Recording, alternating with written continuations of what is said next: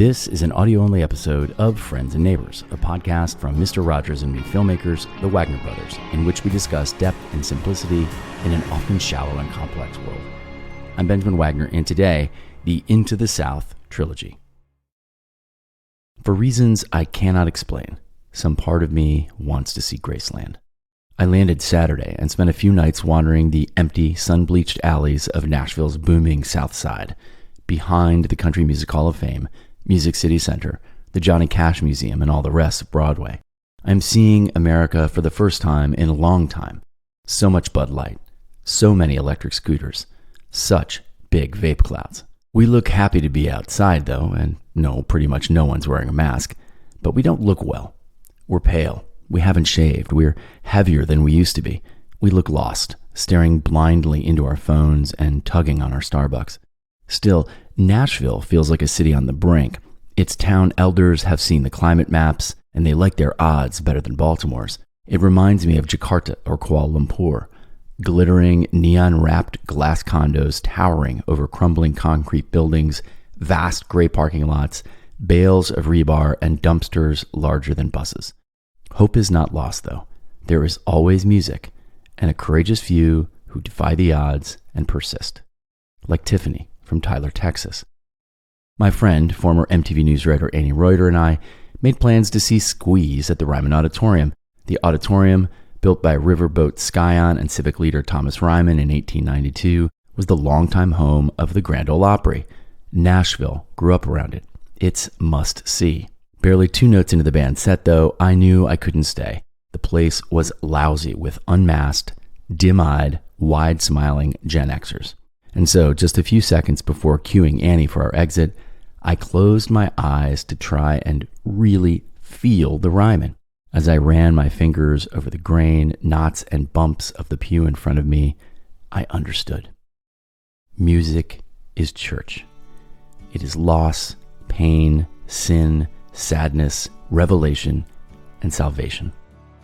It is faith in the invisible. A few blocks later, Annie and I sat down for an outdoor cocktail and got to talking with our young waitress, Tiffany. "And where do you hail from, Tiffany?" I asked. "Tyler, Texas," she answered. "Tiffany from Tyler, Texas?" I exclaimed. "Come on, too good. What made you leave Tyler, Texas, Tiffany?" She put down her clipboard and said, "Well, to be honest, I'm gay, and my parents wouldn't accept that. So I left. In the middle of a pandemic, at 22 years old, with $1,000 in the bank and no job. Faith in the invisible." Like Tiffany, everyone I've spent time with this week is struggling, trying to reconcile their work and their life, their American dream and their Delta variant reality, the crumbling concrete with the high-gloss skyline. And so for reasons I can't quite explain, some part of me wants to see Graceland, to stare into the King's 3 television sets, to count his 150 gold records, admire his fleet of cars, and then stand quietly in the meditation garden with his stillborn twin brother Jesse, his mother and his father, on their 14-acre estate, next to a Bob's Big Boy, Dollar General, and Rent-A-Center. Poor boys and pilgrims and families, we're all going to Graceland.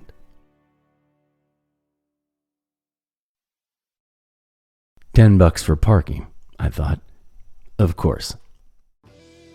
The lot was shimmering like a national guitar, sun-baked, half-empty, dotted with slow, shuffling fans. I turned off my rental, a Kia Sportage Natch, and stepped towards a collection of white corrugated aluminum sheds that constitute Elvis Presley's Graceland.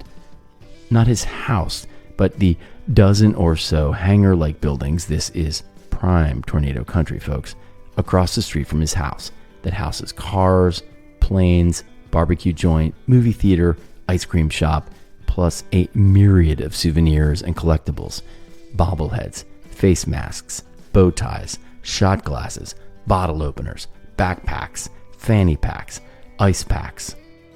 Graceland first opened to the public in 1982, just 5 years after the King's death. It is the most visited privately owned home in America, with over 650,000 guests a year. It rivals the White House and Hearst Castle, with which it shares much in common. Even after a 3-hour interstate sprint from Nashville, though, Graceland sneaks up quickly. It isn't terribly well signed there on Elvis Presley Boulevard, just west of Interstate 55, 9 miles south of Memphis, and less than 4 miles from the Mississippi state line. But the neighborhood is nothing special, really. A double-wide, strip-malled collection of Dollar Generals, Family Dollars, Taco Bells, and KFCs. I was running late for my VIP tour on account of an on-again, off-again appointment with the last surviving purveyor of the nudie suit, Manuel Cuevas. Nudie suits, of course, are the flamboyant, rhinestone-encrusted outfits made famous by country western singers in the 50s. From Johnny Cash to Elvis Presley, Graham Parsons to Jeff Tweedy, the suits have never gone out of style. The suit is named for its inventor, Hollywood couture tailor Nuta Kotliarenko, known professionally as Nudie Cone. Manuel was married to Nuta's daughter, Jamie Lee, so I made an appointment for a fitting with the 88-year-old tailor. When I arrived, though, Manuel was stuck in Los Angeles. His assistant had forgotten our appointment. "Come back in the morning," she suggested. In the morning, an email greeted my sleepy eyes. "He's still in LA. How about Saturday?" The $190 VIP tour includes a meal at Vernon's Barbecue. I don't eat meat. A human tour guide instead of John Stamos on an iPad. A private shuttle bus, and, as it ends up, the opportunity to see real Elvis artifacts up close. And so it wasn't the Jungle Room or the 3-television basement lounge with carpeted walls and taking care of business in a flash painted in blue and yellow, my go-to design should I ever have an extra basement, that moved me. It wasn't the newly remodeled racquetball court, the pool, or even the meditation garden. Too much fucking perspective. It wasn't even the secret safe in the VIP room where our tour guide let us hold the keys to Elvis Presley's pink Cadillac. No, it was his sunglasses. These were not run-of-the-mill early aviator TCB EP sunglasses, the ones you see at Halloween. These were something altogether cooler. Square, 70s, post-leather jacket sunglasses, bloated Elvis, dying Elvis, supercycle stinger era Elvis, trapped by his fame, racing his 3-wheel motorcycle up and down the driveway like a caged animal. My first pair of sunglasses were Foster Grant's. I saw them at Ben Franklin in Waterloo and begged for them. They were silver, metallic framed with mirrored lenses. I felt seen and invisible simultaneously. Since my first visit in 1993, I have approached Graceland with a similarly cool reserve, a strange detachment from the America I see around me, a strange disconnection from the Americans who visit him there. And yet, I am him. I am them, and we all are Elvis. I began to identify with him in my 20s as an icon or an archetype, a type of man, not a pop singer.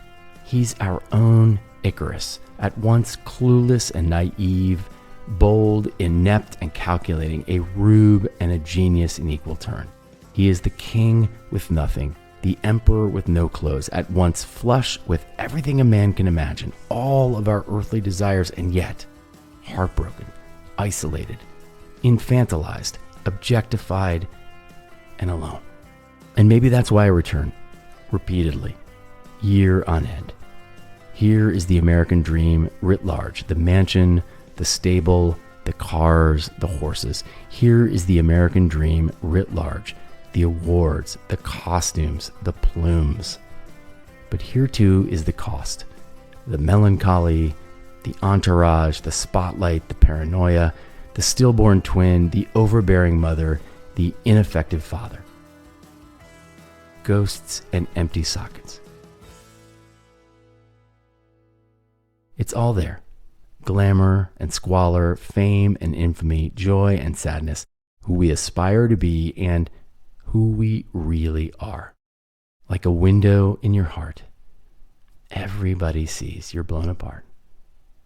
And everybody feels the wind blow. I burst through the doors of Fame Studios like a deer in headlights, wide-eyed, disoriented, and out of breath. I'd stumbled through a side door just seconds prior and been rebuffed and redirected by a cluster of young, handsome, chain-smoking rock and rollers. I blew unwittingly past the studio's matriarch, Linda Hall, beneath a hand-painted sign that read, "Through these doors walk the finest musicians, songwriters, and producers in the world," and past 4 walls of framed and signed headshots. Aretha Franklin, Otis Redding, Wilson Pickett, Dinah Washington, Greg Allman. I pushed through the entrance of Studio A straight into a group of tourists gasping and guffawing at the legendary space. "You got a reservation?" one of the tourists asked.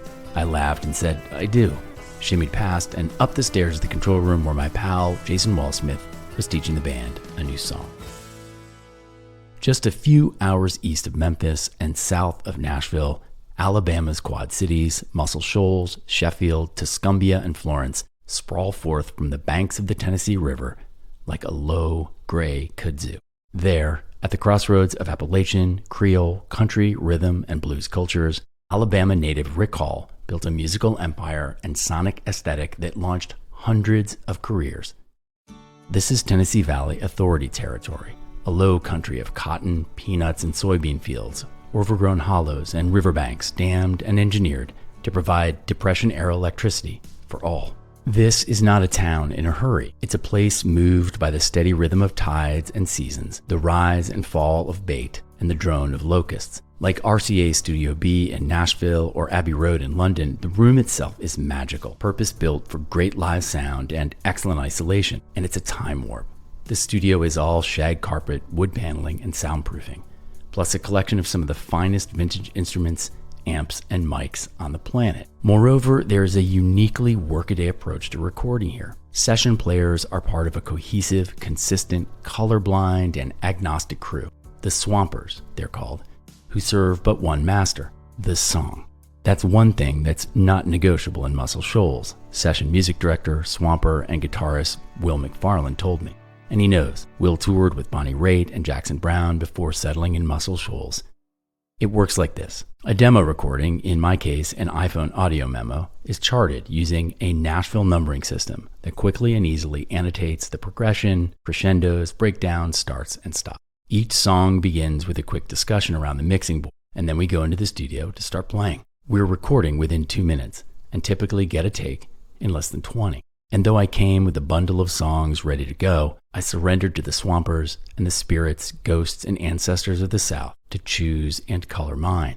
In the end, I tracked 5 songs in 2 days, including 2 that were just a few hours old. The first, Living Without You, blends Elvis's sadness, Loretta's heartbreak, and Johnny's resolve.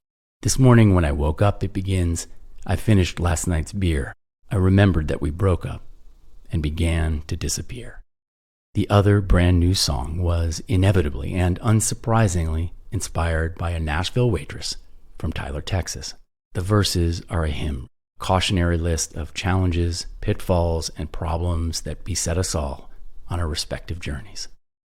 The road to heaven isn't paved with a song, it warns. But this is right where you belong.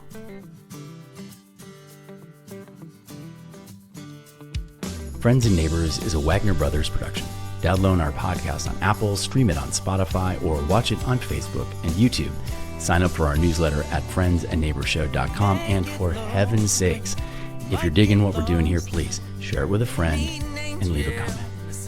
I'm Benjamin Wagner, and until next week, it's a good feeling to know we're lifelong friends.